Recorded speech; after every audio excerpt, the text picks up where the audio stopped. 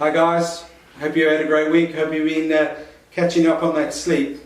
Great feedback, and I've been talking a lot with patients in house along those lines of sleep.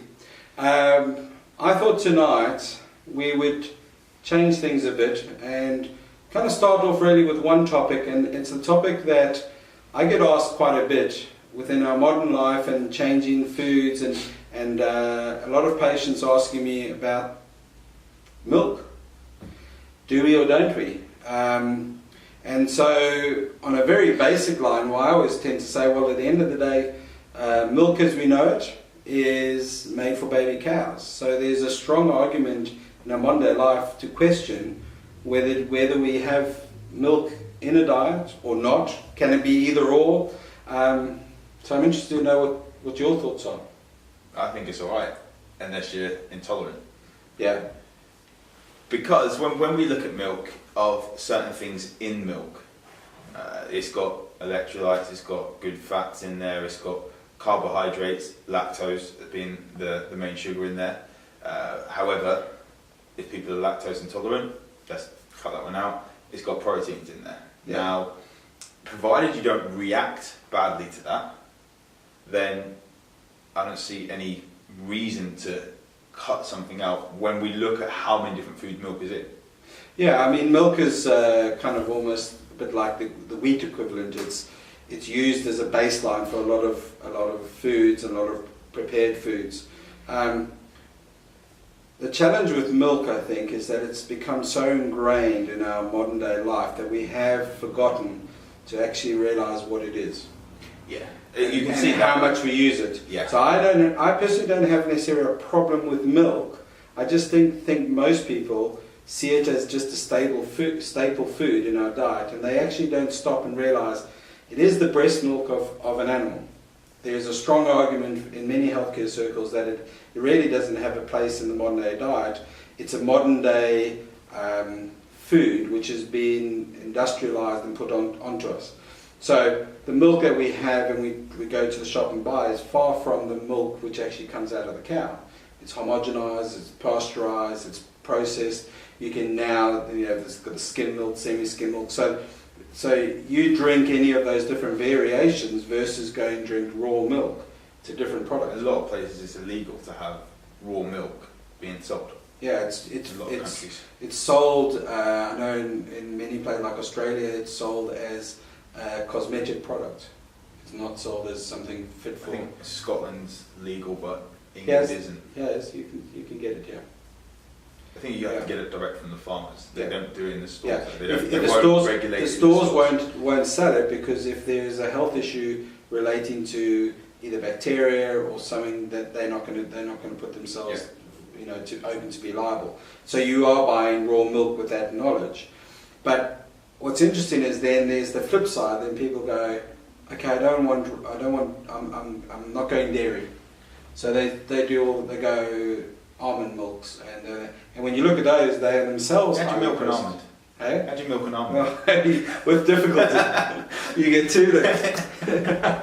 But so you've got all the nut milks and all these alternatives, which are actually themselves also very often really highly processed. A lot of them sweetening, added sugars and things in it. Yeah. So a lot of people from a healthcare perspective, I'm going to go away from dairy. So I agree with you certainly that for some people they don't have to worry about it. But I do think for a lot of people, milk is too big a part of the dairy. Yeah. Dairy, when I say also milk, I'm also probably mean then you go into the cheeses and the yogurts or yogurts in this country and that. So is it still yogurts in South Africa? Yeah, it's yogurts in South Africa. Are we the only ones that say yogurts? We probably are. Anyway, it's yogurts as far as I'm concerned.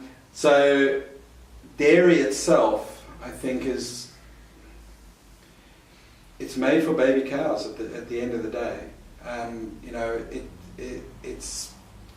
I don't think it has to be as big a part. It supplies, good nutrients. It's like anything, you can have too much of a good thing. Yeah, so, that's where we look at the dangers in the dose. If you are going to have you're not going to get a varied diet. Now, when I say to people have oats, I should have oats with milk. Well, I just have it with water. Yeah, see, for me, I don't have a huge amount of dairy, but oats with water taste terrible. But oats with some milk is great. So, but then I don't really have a lot of dairy, or if I do, it's only bits here and there. But there's a lot of people who will drink milk as, a pint of milk. As a thirst quencher. And it's like, that's a pint. So if we did want to drink as adults, want to drink milk, we should actually be, this is an interesting one, we should actually be milking pregnant women, or not. I was going to bring it up, but I didn't know how to bring it up in here. We should be milking lactating humans. It's a good source and putting their milk, and then saying, have you had a bottle of Jane? Have you had a bottle of Annabelle? Because we do that with the animals, but we're designed to drink that. And I don't know about you, but I'm not really that keen on drinking a pint of human breast milk. It's been a few years since I've done that. Like 32 or 1 year. But that's, I think, but people have been really well conditioned and advertised and processed into that milk is normal food, and it's the thing that I look at here is that on a hierarchy of drinking water being hydrating, and we can add things to the water to help up there, and to what drinks get bad, milk isn't up there with getting your vodkas and alcohol and things like that to those levels. No. It's not going to be as healthy as certain things. Yeah. To me, it would be better than having just Coke or Diet Coke and aspartame filled drinks, which that's another topic that we can look at again.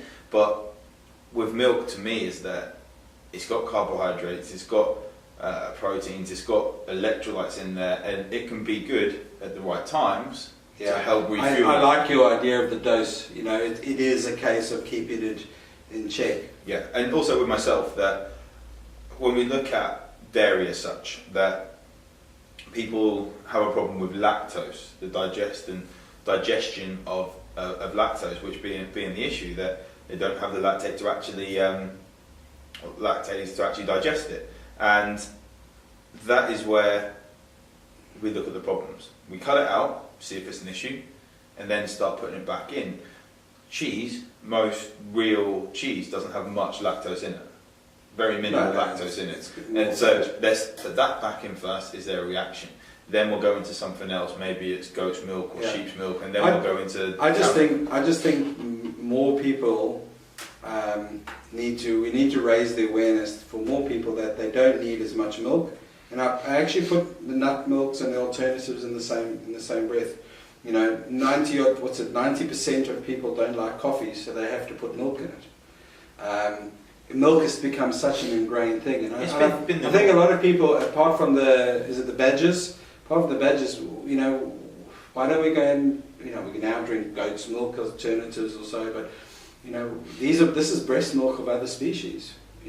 We're designed to drink water. I'm not an advocate saying therefore we only drink water. I think we should have things, but so have milk and have the alternatives, but kind of know that what we're drinking. Yeah, it's making sure keep it in check. The baseline will be on water, get hydration in. Milk is going to help hydrate you, just like coffee is going to help hydrate you, just like tea is going to help hydrate you. It's what else is in there. What caffeine levels, what other things. And because of the scaremongering with the fats, I would advocate, if you're going to have milk, which is a lot of the theme of what we've picked up, or I've picked up from what we're speaking, is if you're going to do it properly. Go for if you can get raw milk, great, but go for whole milk, because the fat in that is going to actually make that you're going to satisfy yourself more, you're going to fill up more. Whereas when you go down to the semi-skimmed and the skimmed, you're really getting more diluted sugar. Mm-hmm. You're not getting the fat component, so you're not getting that product in its full natural state. So close to the whole food, close to the whole state, and in an ideal dosage. Because when you do actually break them down and you go and look at some of the processed alternatives, they're worse products. Yeah, and if we're using that for fat loss as an example, as much as I use my bodybuilding days of saying this is not going to be healthy in the terms of balance of having a life and having full on health, but for fat loss, I was having whole milk every day of that 16-week diet until the day before my show, and I still was in very, very good shape when it came to abs showing, veins everywhere. And one big strong message just to end off that. Yes, you are what you eat, but if you eat fat, you don't generate fat. Your body processes fats, proteins, carbohydrates differently, and it's so clever it can switch and combine things and that. So if you're going to eat more, have more fat in your full fat milk, doesn't mean you're going to put more fat on. It carries more calories, but it does depend on what you put milk in combination with everything else you eat. Definitely. So it'd be really interesting to know, are you a milk lover? Do you go full fat? Do you milk your nuts?